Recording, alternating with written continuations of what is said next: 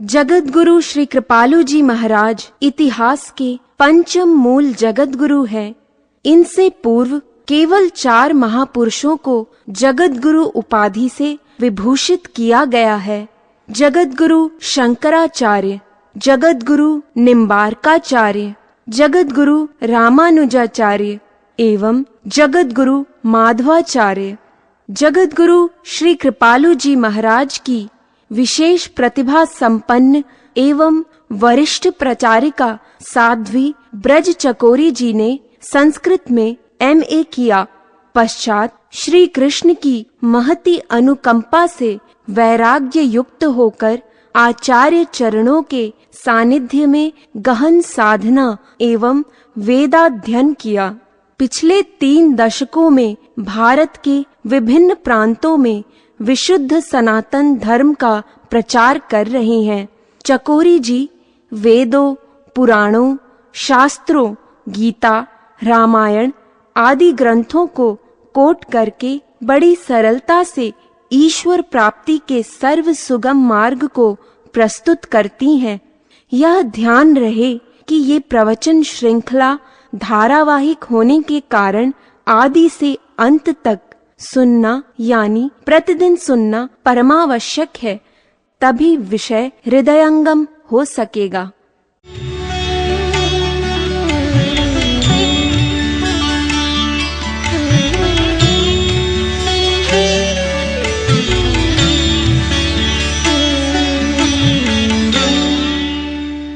बोलिए श्रीमद् सद्गुरु सरकार की जय। लाडली लाल की जय। गुरुर् ब्रह्मा गुरुर् विष्णु गुरुर्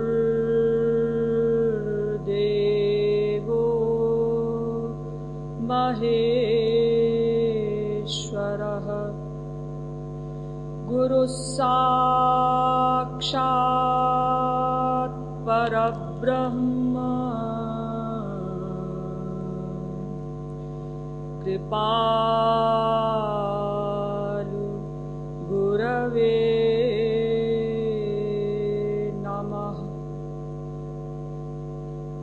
पादाश्रितानां तु समस्तचौरम्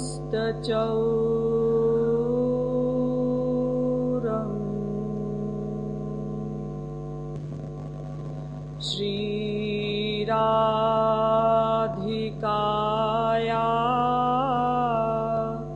हृदयस्य चौरम्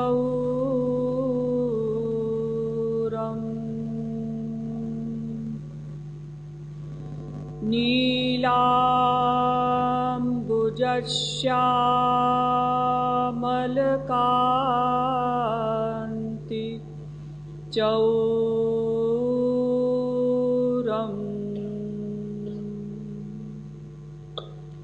चौराग्रगण्यं पुरुषं नमामि। यो ब्रह्माणं विदधाति पूर्वं यो वै वेदांश्च प्रहिणोति तस्मै तद्वं देवमात्मबुद्धिप्रकाशं मुमुक्षुर्वै शरणमहं प्रपद्ये।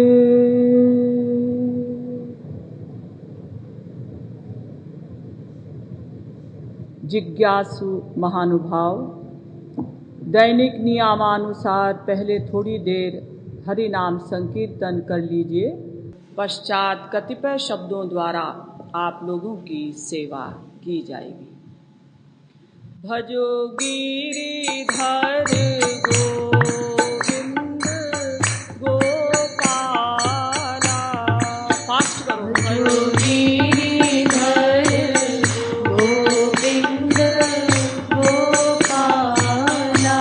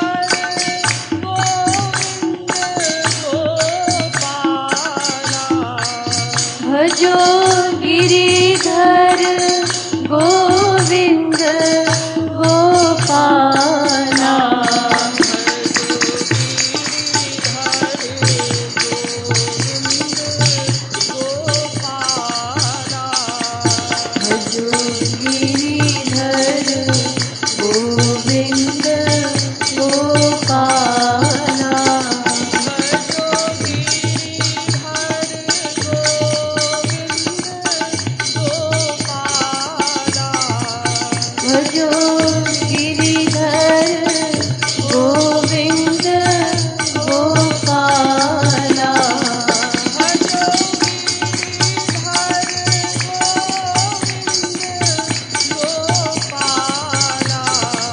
भजो गिरिधर गोविंद गोपाला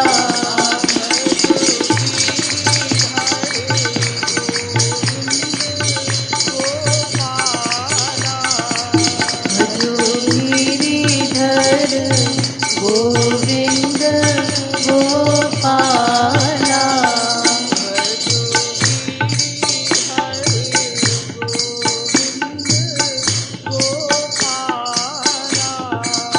भजो गिरिधर गोविंद गोपाला। अब आप लोग सावधान होकर बैठ जाएं। रसो वै सह रसग्वम ह्येवायम लब्ध्वा नंदी भवति। इस मंत्र की व्याख्या करते हुए अभी तक आप लोगों को यह बताया गया कि ये मनुष्य शरीर भगवान को जानने एवं प्राप्त करने के लिए ही मिला है। अतएव हमने भगवान को जानने का प्रयत्न किया, किंतु हमारे धर्म ग्रंथों ने बताया कि उस ईश्वर को कोई जान ही नहीं सकता, क्योंकि जिसके द्वारा जानना है वो है बुद्धि, और बुद्धि के द्वारा भगवान ग्राह्य नहीं है। ये बुद्धि उस भगवान का ग्रहण क्यों नहीं कर सकती? क्योंकि वह भगवान दिव्य हैं, हमारी बुद्धि प्राकृत है। भगवान ज्ञाता हैं, बुद्धि ज्ञेय है। भगवान प्रकाशक हैं, इंद्रिय मन बुद्धि उनके प्रकाश से प्रकाशित हैं।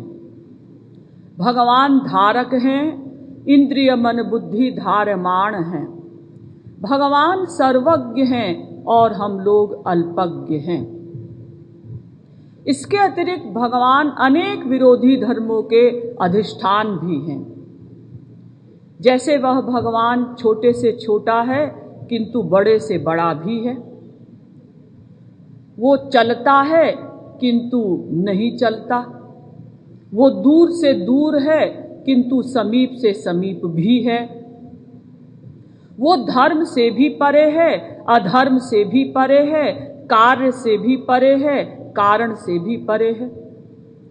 उसके कोई इंद्रिय नहीं है, लेकिन समस्त इंद्रियों के विषयों को वो ग्रहण करता है। वो समदर्शी है किंतु भक्तों के साथ पक्षपात करता है। वो परम स्वतंत्र है किंतु भक्तों के अधीन है।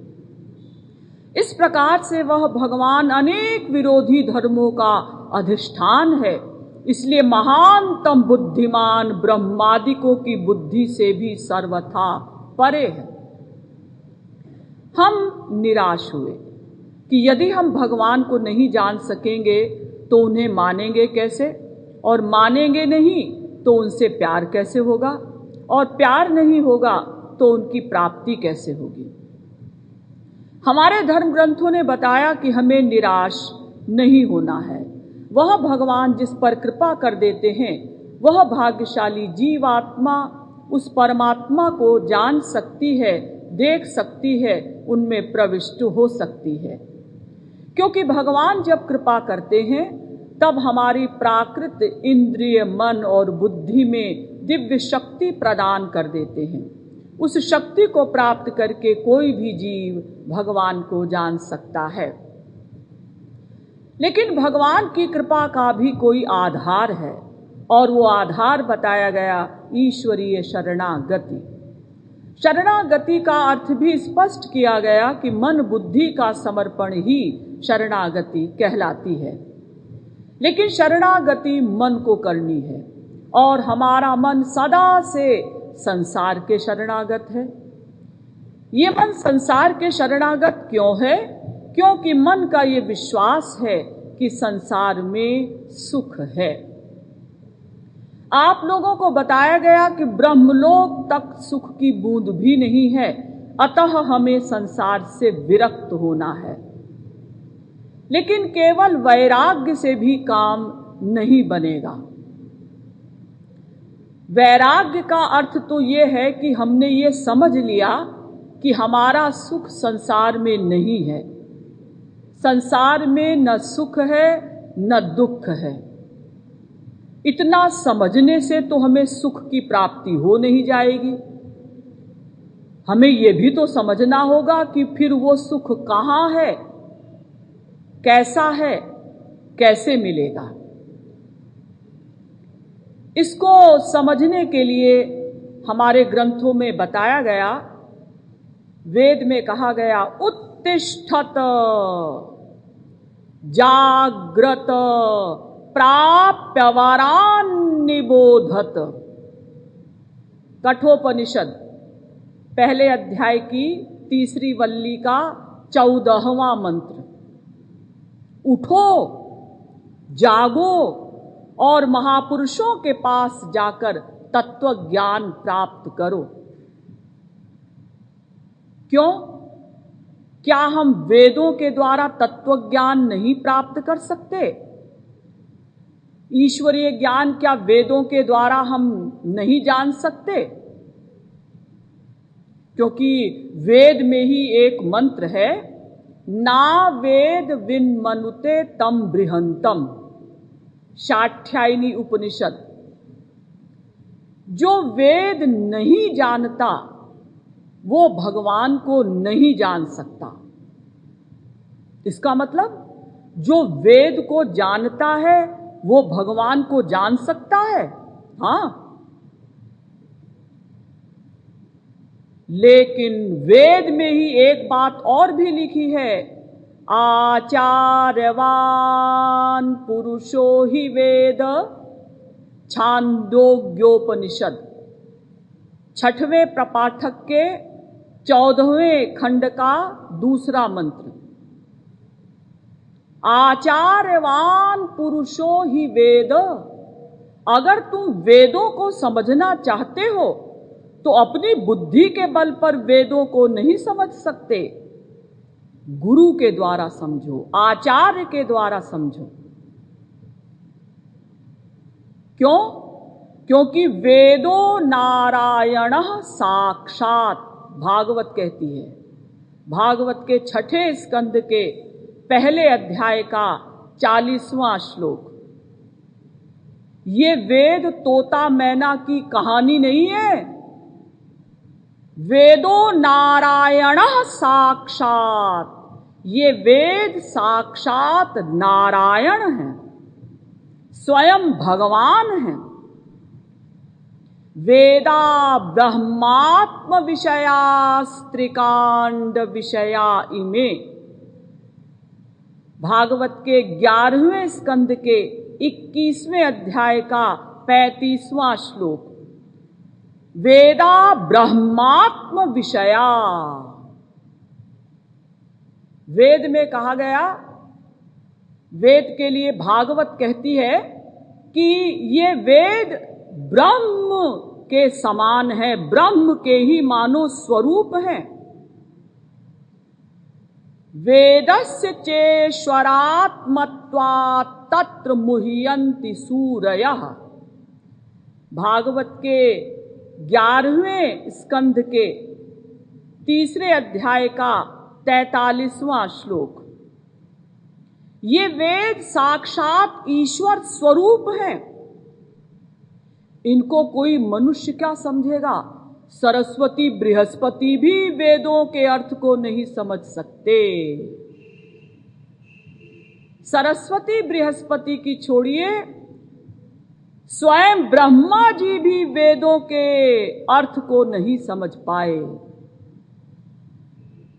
तेने ब्रह्म हृदय आदि कवये मुह्यन्ति यत् सूरयः। भागवत के पहले स्कंद के पहले अध्याय का पहला श्लोक। आदि कवि ब्रह्मा भी वेदों को नहीं समझ सके। फिर भगवान ने अपनी स्पेशल पावर दी, तब ब्रह्मा जी वेदों को समझ पाए। क्यों? क्योंकि परोक्षवादो वेदोयम बालानाम अनुशासनम, भागवत के 11वें स्कंद के 3 अध्याय का 44वां श्लोक। वेदों में परोक्षवाद है। परोक्षवाद माने शब्दार्थ कुछ है, भावार्थ कुछ और है। यानी शब्द तो कुछ लिखा है, कहीं तो वेदों में जीव को ब्रह्म कह दिया, कहीं प्राणों को ब्रह्म कह दिया है, आकाश को भी ब्रह्म कह दिया है। तो आप क्या समझेंगे? क्योंकि शब्दार्थ तो कुछ और है, उसका सेंस कुछ और है। इसे कहते हैं परोक्षवाद। इसलिए हम अपनी बुद्धि के बल पर वेदों को पढ़कर और ईश्वर का ज्ञान नहीं प्राप्त कर सकते, तत्व ज्ञान नहीं प्राप्त कर सकते। फिर कैसे करेंगे? वही आचार्यवान पुरुषो ही वेद, गुरु के द्वारा वेदों के अर्थ को समझो। गुरु बताएगा कि हमें क्या करना है, कैसे करना है, हमारा लक्ष्य क्या है, लक्ष्य की प्राप्ति कैसे होगी। फिर प्रैक्टिकल भी गुरु ही करवाएगा। फिर साधना पथ में जो कठिनाइयां आएंगी उनको भी गुरु ही सुलझाएगा। इसीलिए गीता में भगवान ने कहा, तस्मात् तद्विद्धि प्रणिपातेन परिप्रश्नेन सेवया उपदेक्षन्ति ते ज्ञानम ज्ञानिनस्तत्त्वदर्शिनः। गीता के 4 अध्याय का 34वां श्लोक।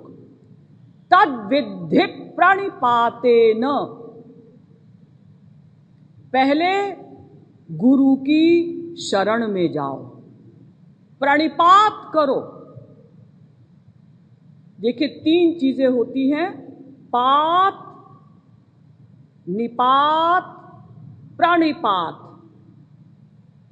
पात माने गुरु के चरणों में अपने सिर को रखकर उनको प्रणाम करना। फिर दूसरा निपात, दृढ़ निश्चय पूर्वक गुरु पर पूर्ण विश्वास रख के अपने जीवन को गुरु को ही सौंप देना। इससे भी भगवान को संतोष नहीं हुआ, फिर उन्होंने लिखा प्रणिपात, यानी गुरु को ही अपना सर्वस्व समझना, गुरु पर पूर्ण विश्वास रखकर और कोई कामना हृदय में ना रखकर गुरु की सेवा में समर्पित हो जाना, इसका नाम प्रणिपात। तो गीता कहती है तद्विद्धि प्रणिपातेन। नंबर 2 परिप्रश्नेन, गुरु की शरण में जाओ, फिर उनसे जिज्ञासु भाव से प्रश्न करो। देखिए प्रश्न शब्द का अर्थ ही है जब हम जिज्ञासु भाव से किसी से कुछ पूछते हैं, उसे कहते हैं प्रश्न। जैसे एक छोटा बच्चा अपनी मां से कुछ पूछता है ना, तो वो मां के उत्तर पर डाउट नहीं करता, पूर्ण जिज्ञासु भाव से पूछना तो हो गया परिप्रश्नेन, लेकिन बच्चा भी जिज्ञासु भाव से पूछता है। उसको ये विश्वास है कि मां जो उत्तर देगी वो उत्तर ठीक होगा। लेकिन भगवान कहते हैं परिप्रश्नेन, केवल जिज्ञासु भाव से नहीं, पूर्ण जिज्ञासु भाव से गुरु से प्रश्न करो। तत्व ज्ञान प्राप्त करो। ये तत्व ज्ञान बहुत आवश्यक है। बहुत से लोग सोचते हैं अजी थियरी की नॉलेज की क्या आवश्यकता है, हम तो ऐसे ही जय जगन्नाथ करेंगे ना। ये थियरी की नॉलेज की बहुत आवश्यकता है। चैतन्य महाप्रभु कहते हैं, नाम नामकारी बहुधा निज सर्वशक्ति तत्रार्पिता नियमितः स्मरणेन कालः एतादृशी तव कृपा भगवन् ममापि दुर्दैवमीदृशमिहा जनिनानुरागः। ईश्वर की कितनी कृपा है कि वो भगवान, वो श्री कृष्ण सर्वव्यापक हैं। नंबर 2, सबके हृदय में बैठे हुए हैं। नंबर 3, अपने नाम, रूप, लीला, गुण और धाम और जन में अपनी समस्त शक्तियों को लेकर साक्षात बैठे हुए हैं। लेकिन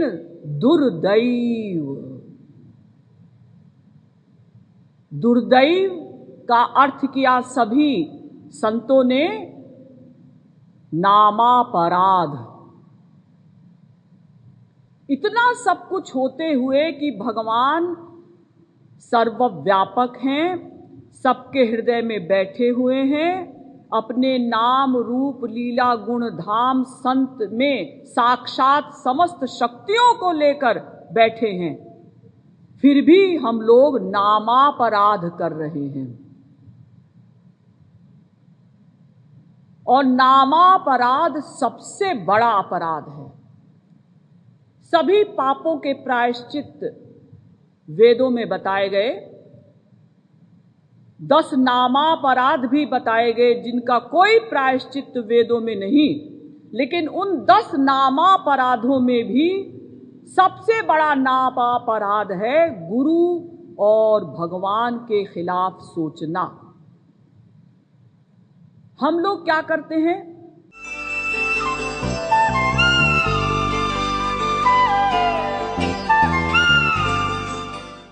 मेरो प्यारो प्यारो मुरली वारो, जा पर काम करो रनवारो। मेरो प्यारो प्यारो मुरली वारो, जा पर काम करो रनवारो। मोर मुकुट पीतांबर धारो, मोर मुकुट पीतांबर धारो, चल अलमस्त चाल मत वारो। मोर मुकुट पीतांबर धारो, चल अलमस्त चाल मत वारो। मोर मुकुट पीतांबर धारो, चल अलमस्त चाल मत वारो। मोर मुकुट पीतांबर धारो, चल अलमस्त चाल मत वारो। चल अलमस्त चाल मत वारो।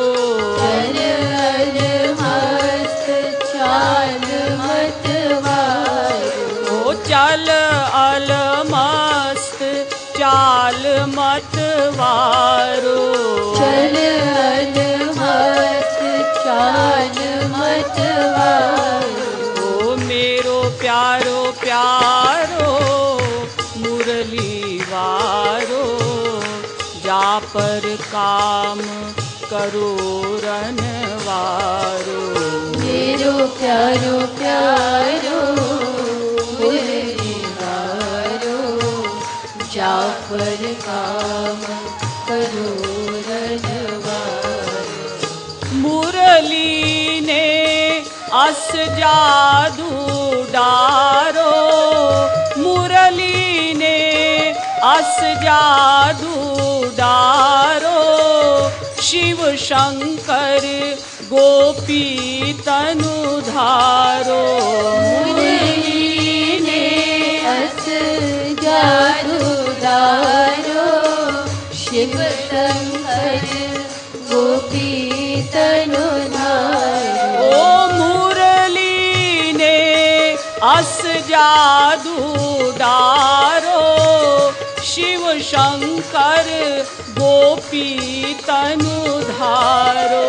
मुरली ने अस जादू डारो, शिव शंकर गोपी तनु धारो। ओ शिव शंकर गोपी तनु धारो। शिव शंकर